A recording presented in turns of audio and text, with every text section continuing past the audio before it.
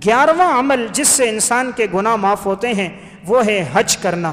جب کوئی انسان حج کرتا ہے تو حدیث میں آتا ہے کہ اس کے حج کرنے سے اس کے گناہ اس طرح جڑ جاتے ہیں جس طرح کہ گویا ابھی یا اپنی والدہ سے پیدا ہوا ہے۔ جس طرح کوئی ابھی پیدا ہو تو اس کے سارے گناہ معاف ہیں، اسی طرح حج کر کے جو آدمی لوٹے گا تو آپ صلی اللہ علیہ وسلم نے فرمایا وہ گناہوں سے اس طرح پاک ہوگا جس طرح ابھی اس کی ماں نے اس کو جنا ہو۔ قال رسول اللہ صلی اللہ علیہ وسلم من حج للہ فلم یرفس ولم یفسق، جو آدمی حج کرے اللہ کی رضا کے لیے، کوئی گناہ کا کام نہ کرے، کوئی فحش گفتگو نہ کرے، بیہودہ باتیں نہ کرے، رجع کیوم ولدتہ امہ، جب وہ لوٹے گا تو اس طرح گناہوں سے پاک صاف ہوگا جیسے ابھی اس کی ماں نے اس کو جنا ہو۔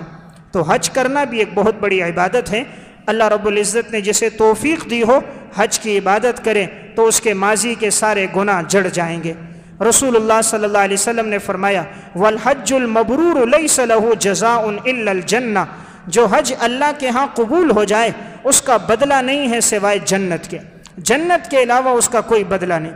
حج کے قبول ہونے کی علامت کیا ہے؟ کہ انسان کی زندگی تبدیل ہو جائے۔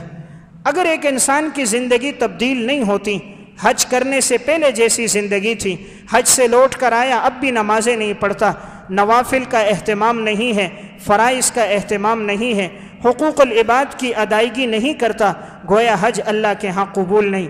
اگر قبول ہوگا تو انسان کی زندگی میں تبدیلی آ جائے گی۔ تو حج کرنے سے بھی انسان کے سارے گناہ جڑ جاتے ہیں۔